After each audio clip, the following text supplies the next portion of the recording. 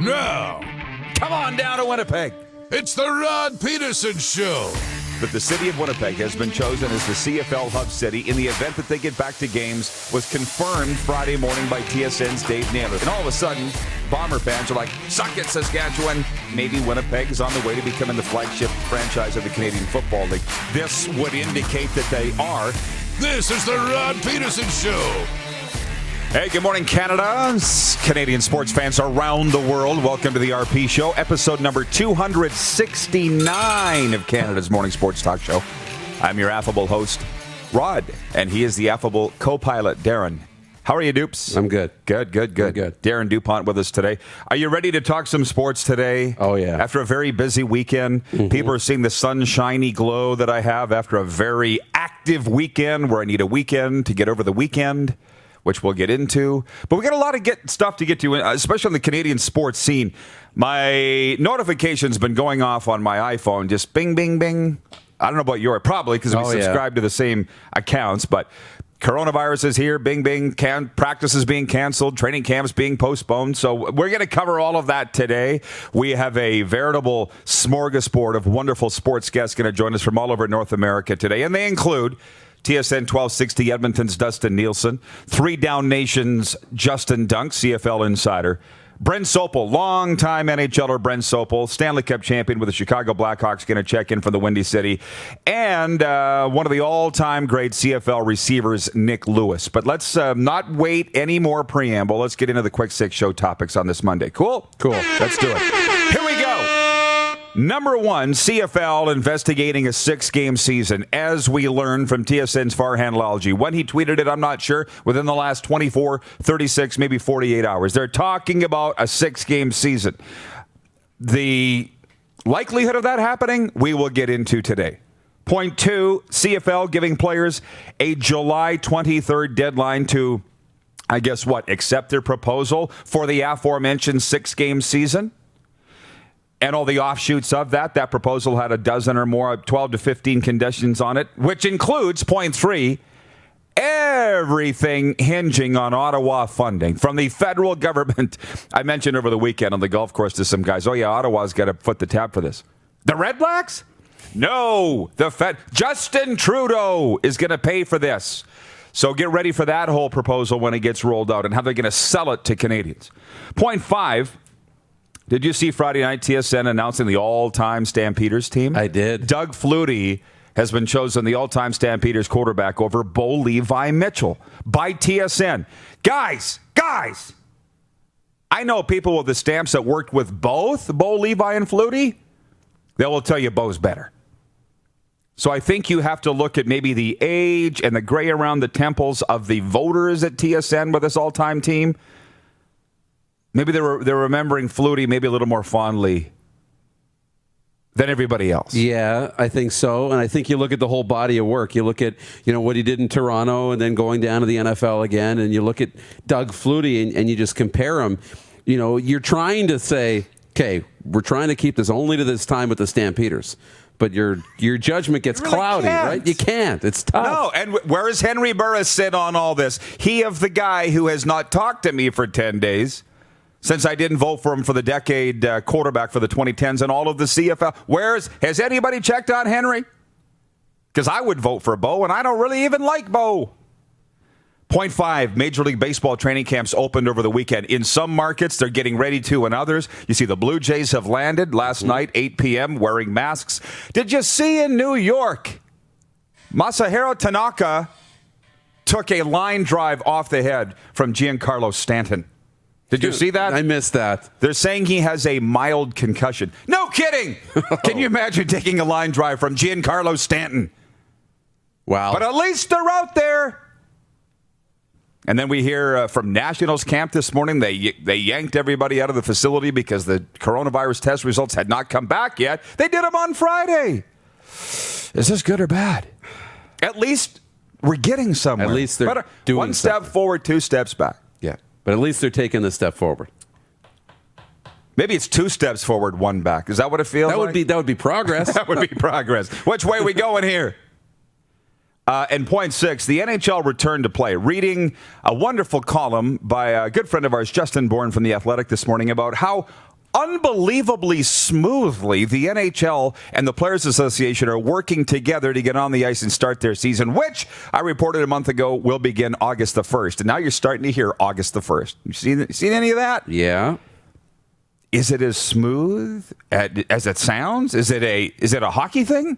Why is it so smooth? I don't know. I mean, they've had a good plan. They're slowly getting players back on the ice, a few at a time, slowly growing those groups, the training groups. And yeah, some teams have gone through it, but they started early, right? If you're going to play in August, you have to get on this now because we've seen a number of players test positive for the virus. Well, they need 2 weeks to recover and make sure they're quarantined and get it out of their system, and then they can join, the team to practice. So you got to make sure that all happens. They're doing a pretty good job, and it's pretty smooth. Kudos to them if it's as smooth as it appears, to the NHL players and owners. So those are the quick 6 show topics, and I'll come back to the CFL stuff in a minute. We normally on Mondays recap our weekends. I mentioned the sunburn that I have here from the sunshine. Last year, my first year out of the CFL after 20 years as the voice of the Saskatchewan Roughriders, all my friends were, you need to learn to live again, right? It was like releasing Bambi into the woods. So I did that. And now this summer, it's, you need to learn to surf from guys who've been surfing their whole lives. Or you need to really take up golf. You need to golf 3 times a week just to get better at it. It's killing me. Trying to surf I couldn't even lift my arms on Sunday. And I'm just like, can we just tone it down? How are you with the surfing? You were watching my Instagram story and Facebook. I thought that was hilarious. It's pathetic. I can laugh at myself. How many times did you try? At least 4 or 5. And finally I said, I'm done. But then your arms are just dead. I mean, I haven't tried surfing or wakeboarding 10 years probably. I tried in my early 20s. And if you don't have the technique, it quickly drains your energy supply, like in a hurry. I tried 3 times, couldn't get. And I'm an athletic guy. 3 times, couldn't get up. And humble. And so I just, couldn't get up. And so I just you literally, what do? You're floating in the water. The boat pulls you up and you face plant in or you dive in one way. And then they got to circle back around. It takes like 30 minutes. You feel like you're really a drag on the afternoon. Because everybody else on the boat can do it. Yes, of course. Hey, Rod, you got to try it. So then, and don't even get me started on golf, by the way, because I'm standing over the ball. And here's all the tips that I've got over the last 6 weeks. Keep your left foot down. Keep your right shoulder up. Keep your head down. Close your grip. Close your club face. Don't think about anything. What?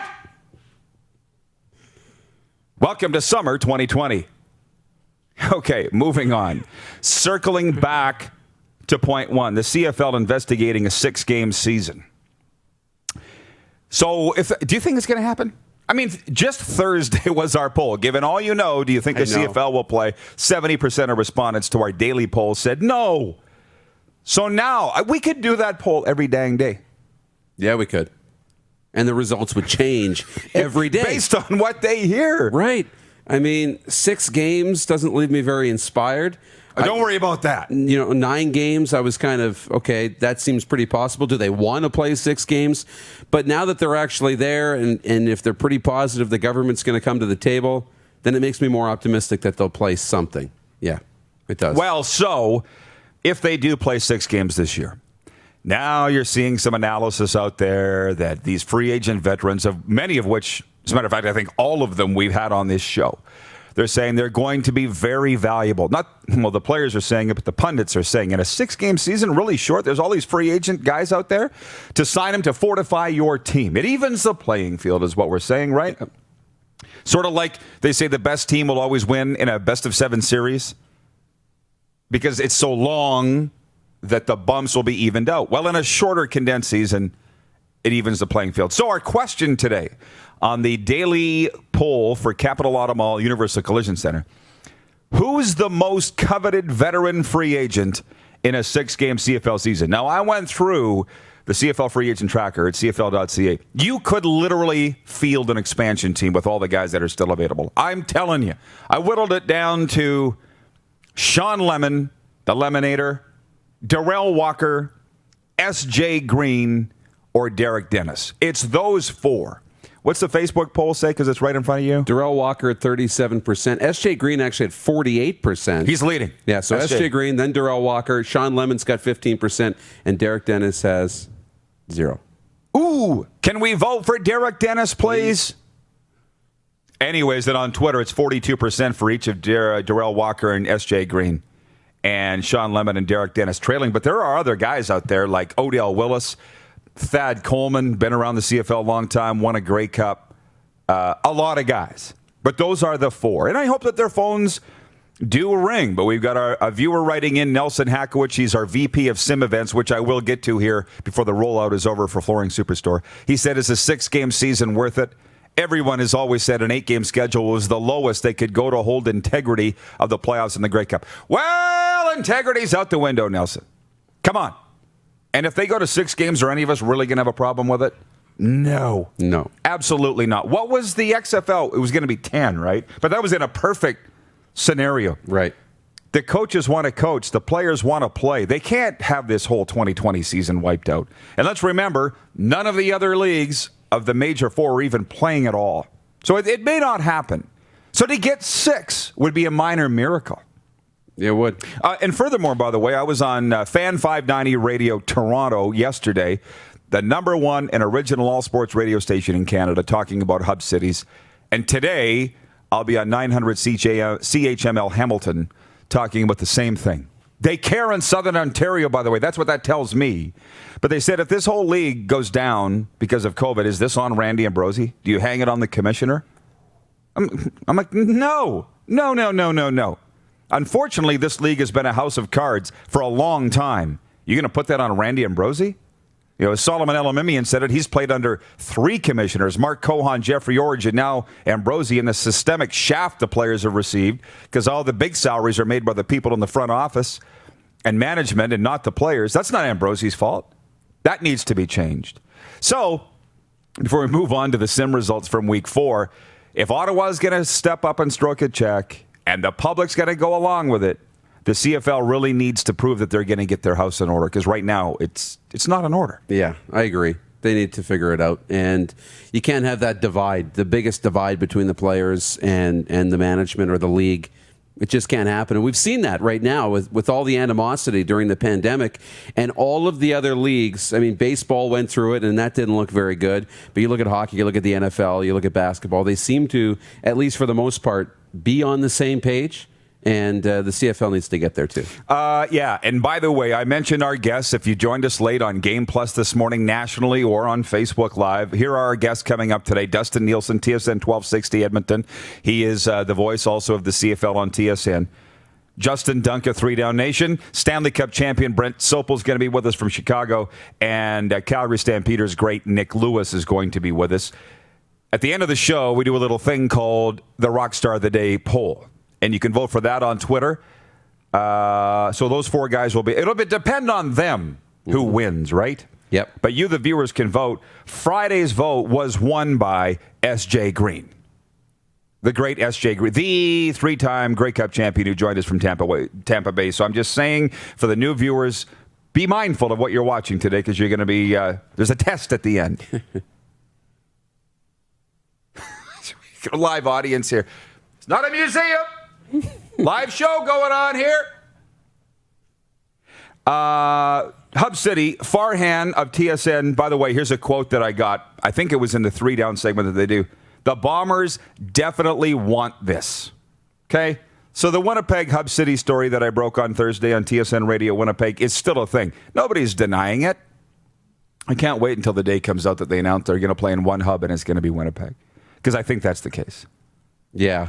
I mean, unbelievable for Winnipeg. Why wouldn't they want it? Show off their facility. They can, that's always going to be a selling feature for them.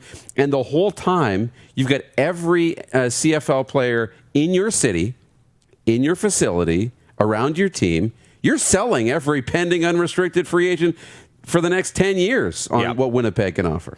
And in the few moments that we have left here in the rollout for Flooring Superstar, I still can't believe, although I should be getting used to the fact that people love this CFL sim that we're doing. It is computer-generated games. It's not new. The NHL's been doing it for years with EA Sports. Major League Baseball is simulating their games in the absence of a season right now. ESPN's running it on Saturday afternoons. So we're doing it with the Canadian Football League, and here are your Week 4 scores. Again, this is computer-generated. If you don't understand that, just stop listening now. If you get it, you're going to enjoy it. The Montreal Alouettes won their virtual home opener 16-12 over the Ottawa Red Blacks. The Owls rung up 4 sacks in the first half on Nick Arbuckle, okay? Poor guy. Ottawa's struggling, and we'll get to the standings in a moment. Friday night football, Edmonton-Winnipeg. The Eskimos won 13-6. Trevor Harris shrugged off an early interception and went on to throw a 44-yard touchdown bomb to Ricky Collins Jr. In the fourth quarter, Eskimos won 13-6 over the Winnipeg Blue Bombers. A Saturday doubleheader. This was the stunner of all stunners, folks. The upstart Toronto Argonauts, under their rookie virtual head coach Ryan Dinwiddie, slapped around the Calgary Stampeders. As Charleston Hughes would say, we had our way with them. 33-6 at BMO Field, which, by the way, was virtually sold out on a very hot Southern Ontario Saturday. Argos 33, Stampeders 6. Knocked the Stamps from the ranks of the unbeaten. And the Argos are now 3-0 under Ryan Dinwiddie. He got another Gatorade shower, and the color of the Gatorade was blue. Yeah. And the BC Lions, might have been the stunner of all stunners, really, walked into Mosaic Stadium and knocked off the Saskatchewan Roughriders 16-11. Mike Riley, virtual Mike Riley, was vintage Mike Riley on Thursday Night Football, leading the BC Lions on a fourth-quarter touchdown drive, capped it with a run of his own of 3 yards, and the BC Lions won. Hang with me. The Edmonton Eskimos lead the league at 4-0. We saw that coming, did we not? Yeah. Scott Milanovich and Trevor Harris, obviously. Magic. So kudos to the Edmonton Eskimos, who will not be changing their name, virtual or otherwise. The Toronto Argonauts 3-0. Calgary Stampeders 3-1. Saskatchewan Roughriders 2-1. The BC Lions 1-3. There are 3 teams with 1-2 records: Hamilton, Winnipeg, and Montreal. And Ottawa winless at 0-3. And I know the Red Black staff's watching right now because they've told me. And they think that our setup is rigged. They're not happy. And they're 0-3. Is there any of these 9 records, frankly, that would, if this was real, if this was the way the 2020 season actually started, would it be believable to you? Yes. Because it is to me. The only one that's not is Hamilton. They 1-3? Hamilton's 1-2. I'm 1-2. I mean, that's not crazy, but I mean, I would peg Hamilton to be a 2 or 3 or 4 loss team at the end of the year, not 2 losses in 3 weeks to start the season. I mean, there's a lot of pressure on Orlando Steinauer. A lot of pressure. A lot of virtual pressure. Tons. But that's we're calling them a super team. They need to get better in a hurry. Not living up to the hype. Jason's watching in Red Deer. He says, when it comes to the Sim playoffs, will you be going with the new proposed format? One day at a time, baby. Like it says right on my bracelet here, one day at a time. You just watch and enjoy. We'll handle that. It's months away. Yeah. Right? But I said to the coach, I'm sitting there texting him from my golf cart at Deer Valley yesterday. I said, it's not how you start, it's how you finish. Why am I arguing a video game with an actual coach? But anyways, Nelson, you might want to tweak those settings because they're getting upset in Ottawa, and clearly the virtual heat is getting hot in the nation's capital. On the way, a sports update on this Monday morning. And from TSN 1260 Edmonton, Dustin Nielsen. This has been the Rollout for Flooring Superstore. It's the RP Show on Facebook Live, Game Plus Television Network, and listen live at rodpeterson.com. You're watching Rod Peterson on demand. For more of The Rod Peterson Show, visit rodpeterson.com or follow Rod Peterson on social media.